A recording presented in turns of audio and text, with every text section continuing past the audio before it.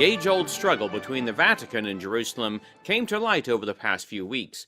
Editorials and articles began to highlight the completely different positions of the Vatican to the evangelical Christian community when it came to Jerusalem and to Israel. It was the Catholic publication Crux, under the headline, "Why Vatican Won't Be Joining U.S. on Jerusalem's Embassy Row," that stated the following. Among several controversial aspects of Monday's transfer of the U.S. Embassy in Israel to Jerusalem was the presence at the dedication ceremony of two high-profile American evangelical pastors, John Hagee, founder of Christians United for Israel, and Robert Jeffress, a Dallas-based Southern Baptist and major Trump supporter. Now, the article stated, in contrast to this, the absence of any Catholic presence. It said, notably, however, there was no Catholic dignitaries on Monday's lineup, no American Catholic leaders, no members of the local Christian community in the Holy Land, and certainly not Archbishop Leopoldo Garelli, the Pope's ambassador to Israel, whose embassy remains firmly ensconced in Tel Aviv. No Catholic gave a blessing, and no prominent Catholic figures were heard endorsing the move. Well, the article pointed out not only were no Catholic officials present, but the Pope was amongst the first world leaders to speak out against the embassy move when it was announced in December, when he stated, "I wish to make a heartfelt appeal to ensure that everyone is committed to respecting the status quo of the city in accordance with the relevant resolutions of the United Nations." The Vatican has long opposed the Jewish state, let alone the capital in Jerusalem. In 1904, Theodor Herzl sought the Pope's support for a Jewish homeland in Palestine. He received the following reply from Pius X on January 10, 1904, who said, "We cannot prevent the Jews from going to Jerusalem, but we could never sanction it. The ground of Jerusalem, if it were not always sacred, has been sanctified by the life of Jesus Christ. As the head of the Church, I cannot answer you otherwise. The Jews have not recognized our Lord, therefore we cannot recognize the Jewish people." Now, why would the Catholic Church be hostile to the downtrodden Jewish people in their struggle for a homeland and in their quest to move their capital to Jerusalem? Well, it was the writer Avro Manhattan that answered this in his 1982 book, The Vatican-Washington-Moscow Alliance, where he stated, "The Vatican could not and would not tolerate the establishment of an Israel which claimed messianic privileges, or rather messianic uniqueness, and which therefore would compete with the Roman Catholic Church as the center of a future spiritual kingdom. The specter of the creation of such a theocracy has haunted the inner chambers of the Catholic Church from her earliest inception, and it is still a dominant fear. Hence her equivocal role in world affairs surrounding the birth and existence of the State of Israel. Such a state was defined as a territorial entity erected upon racial and religious tenets." Well, now the Vatican fears a resurgent Jewish state because the Jews were God's chosen people, and it erroneously views itself as the replacement of the Jews in God's purpose. Jeremiah clearly states that the covenant God made with Abraham, Isaac, Jacob, David, and their seed would never end. We read in Jeremiah 33, verses 25 to 26, "Thus saith the Lord, if my covenant be not with day and night, and if I have not appointed the ordinance of heaven and earth, then will I cast away the seed of Jacob and David my servant, so that I will not take any of his seed to be rulers over the seed of Abraham, Isaac, and Jacob. For I will cause their captivity to return and have mercy on them." Well, the Vatican fears this. It sees Israel as competition to its self-appointed role as God's voice on earth. Manhattan went on to state, "In Vatican eyes, the millennial yearning for a global Hebrew theocracy represents a deadly threat to the eschatological teachings of the Catholic Church. When translated into concrete political terms, such a view spells not only rivalry, but implacable enmity." End quote. Well, the enmity Manhattan talks about has been in its existence from the beginning of time. It was in the Garden of Eden that God pointed out a hostility that would exist between the kingdom of men and the kingdom of God, when the angel said to the serpent, "I will put enmity between thee and the woman, and between thy seed and her seed. It shall bruise thy head, and thou shalt bruise his heel." Genesis 3, verse 15. Now, the church sees itself as the kingdom of God on earth. In fact, the very word Christendom means Christ's kingdom. It was Article 763 of the Catechism of the Church, penned by John Paul II, that it was stated, "To fulfill the Father's will, Christ ushered in the kingdom of heaven on earth. The Church is the reign of Christ, already present in mystery." End quote. Well, believing herself to be the kingdom of God, any entity that might contest for the title is bitterly opposed. The current opposition of the Vatican to the capital of Israel being in Jerusalem is nothing new. Chaim Weizmann discussed Catholic interference to the Jewish state back in the 1920s, when he stated, "The Catholics have been chiefly responsible for uniting the Muslims and the Christians against us, because what the Vatican really wishes to have is something which amounts to power in Palestine. It has been using various Catholic members of the League, such as Spain, Brazil, Italy, Belgium, and France, in order to achieve its objective, and this is really the inner meaning of its attack against us." And this was during discussions with the League of Nations on the future of Palestine that Chaim Weizmann had in 1922. Well, the fact is that the Bible repeatedly speaks of the return of the Jews to the land of Israel as being God's work, a message that has been reiterated by the White House repeatedly over this last year. Isaiah states in Isaiah 11, verses 11 to 12, "It shall come to pass in that day that the Lord shall set his hand again the second time to recover the remnant of his people, which be left from Assyria, and from Egypt, and from Pathros, and from Cush, and from Elam, and from Shinar, and from Hamath, and from the islands of the sea. And he shall set up an ensign for the nations, and shall assemble the outcasts of Israel, and gather together the dispersed of Judah from the four corners of the earth." Now, the history of the fulfillment of this is documented by historian Martin Gilbert in his book From the Ends of the Earth. Yet the Church remains defiantly in denial. In 1949, when the State of Israel was proclaimed, the Vatican stated, "The modern Israel is not the true heir of biblical Israel, but a secular state. The Holy Land and its sacred sites belong to Christianity, the true Israel." And this was in the Vatican newspaper L'Osservatore Romano in May 14th, 1948. Well, at a more recent synod on the Middle East, held in the Vatican in 2010, the head of the Synod Commission, Archbishop Cyril Boustro, stated, "The Holy Scriptures cannot be used to justify the return of the Jews to Israel and the displacement of the Palestinians, to justify the occupation of Israel of Palestinian lands. For Christians, one can no longer talk of the promised land, or the land promised to the Jewish people. This promise was nullified by Christ. There is no longer a favored people, a chosen people. All men and women of every country have become the chosen people." Well, statements from leading Catholic officials make it clear. Archbishop of Israel, Elias Chaucer, said, "We do not believe any more that the Jews are the chosen people." It was the Coptic Orthodox Pope Shenouda III who stated, "Do not believe their claim that they are God's chosen people, because it's not true."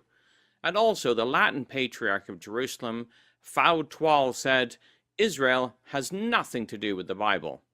Well, these statements are reminiscent of another enemy of Israel, a man named Adolf Hitler, who said of the Jews, "We are God's people. There cannot be two chosen peoples." So the differences between the White House and the Vatican on the issue of Israel and Jerusalem are not just political, they're deeply religious. Now, the concept of Jerusalem being a city with international status was also raised again over the past few weeks. The previously mentioned Crux article went on to recall a Vatican diplomat speaking before the United Nations reiterated the Holy See's long-standing position that Jerusalem is a unique diplomatic category. Monsignor Simon Casas Charge d'Affaires of the Vatican mission to the United Nations said the Vatican believes Jerusalem needs an internationally guaranteed special status in order to secure freedom of religion for the country's inhabitants, as well as secure, free, and unhindered access to the holy places by the faithful of all religions and nationalities. Well, the UN partition plan is often referenced in this discussion. However, it is often neglected to be mentioned that it was the Vatican's idea. In 1949, Pope Pius XII, also known as Hitler's Pope, had stated, "We have already insisted in our encyclical letter in Multiplicibus that the time has come when Jerusalem and its vicinity, where the previous memorials of the life and death of the divine Redeemer are preserved, should be accorded and legally guaranteed an international status, which in the present circumstances seems to offer the best and most satisfactory protection for the sacred monuments." And this was a letter Pope Pius XII wrote to the bishops in April 1949. Now, the same Catholic article in Crux highlighted the interference of the Church in political affairs in the Middle East. It stated, "Over the years, the Catholic bishops of the Middle East have typically been strongly pro-Palestinian. Most have not gone so far as the Greek Melkite Archbishop Hilarion Kupusi, who was arrested in 1974 and later convicted by an Israeli court for smuggling guns to the PLO in the trunk of his Mercedes sedan. But many sympathize with Kupusi's aims." Well, the Vatican wants control over Jerusalem for itself. Eventually, it will launch another crusade to wrestle it from Jewish hands, which will be momentarily successful. As we read in Daniel 11, verse 45, "He shall plant his tabernacles of his palace between the seas and the glorious holy mountain. Yet he shall come to his end, and none shall help him." And this is obviously a reference to the Russian invasion, but of course the Vatican will be involved in this. It will, however, ultimately fail when he comes to his end.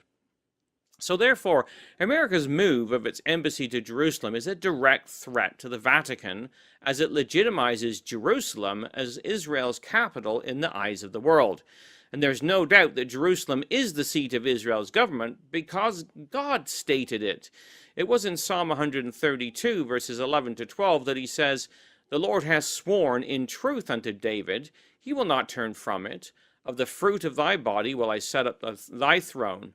If thy children will keep my covenant and my testimony that I shall teach them, their children shall also sit upon thy throne for evermore. For the Lord hath chosen Zion, he has desired it for his habitation. This is my rest forever. Here will I dwell, for I have desired it." End of quote.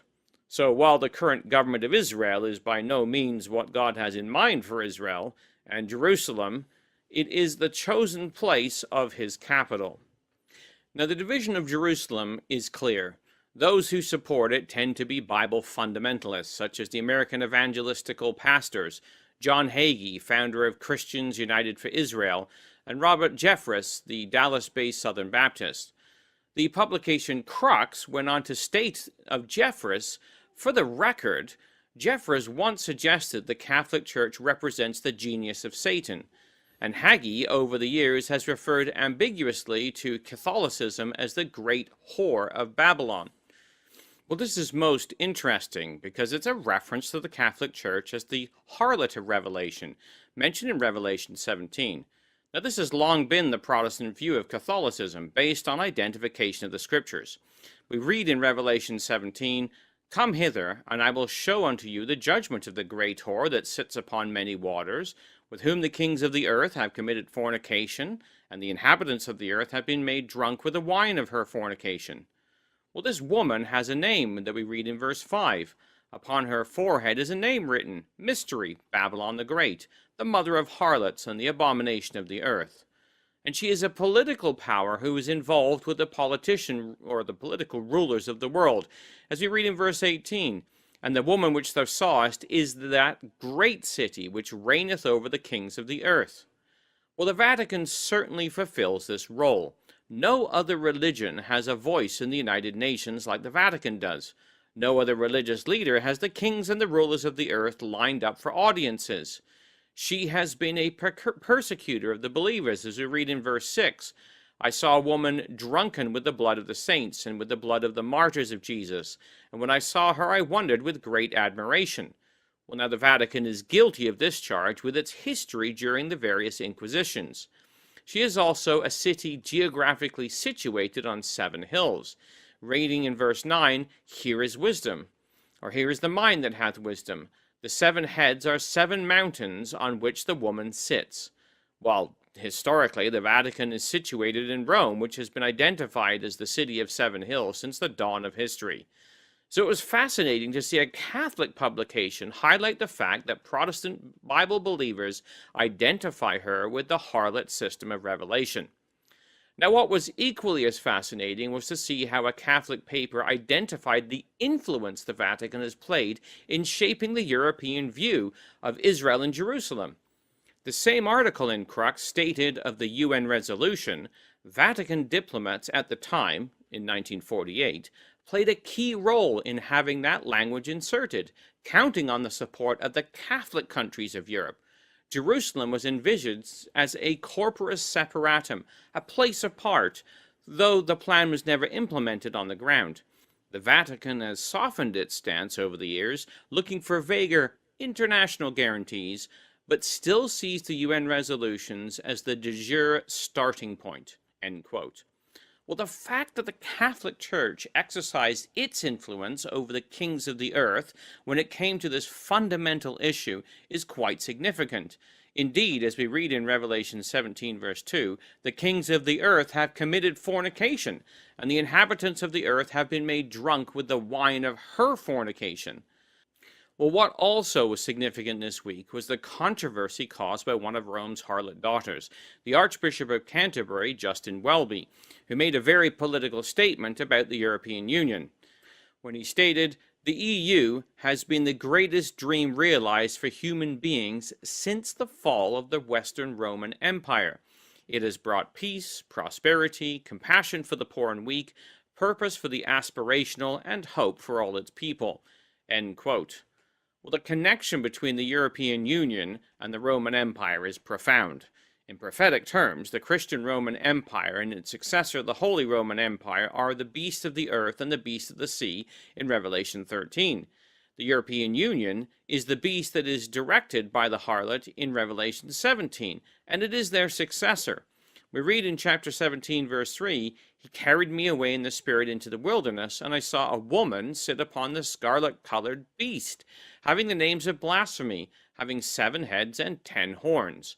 And the horns of the beast are identified with the nations who voluntarily come together, giving up their sovereignty to the beast," as we read in verses 12 and 13. "And the 10 horns which thou sawest are 10 kings, which have received no kingdom as yet, but receive power as kings 1 hour with the beast. These have one mind, and shall give their power and strength unto the beast." Well, now Britain is in the throes of a messy divorce from this great system, as is required by Scripture, even if her politicians would like it to be different. The EU is the successor to the Roman Empire, the feet of Nebuchadnezzar's image, and the beast which the Vatican harlot has and will control. This system, championed by the Vatican, will challenge the Lord Jesus Christ for control of Jerusalem and the world when he returns. We read this in Revelation 17, verse 14. "These shall make war with the Lamb, and the Lamb shall overcome them. For he is Lord of lords and King of kings, and they that are with him are called and chosen and faithful." So this week has been an exciting week, reminding us of the hand of God at work in the nations, reminding us that we live on the knife edge of the kingdom. God has been at work restoring Israel to the land, restoring Jerusalem to the Jews 51 years ago this week during the 6-Day War, and the nations will rise up in protest and even beat their plowshares into swords. But the Lord will be victorious, and Jerusalem will be the center of world worship once again, when the nations will go up to Jerusalem to worship the God of Abraham, Isaac, and Jacob, whether the world likes it or not. For the Bible in the News, this has been Jonathan Bowen joining you.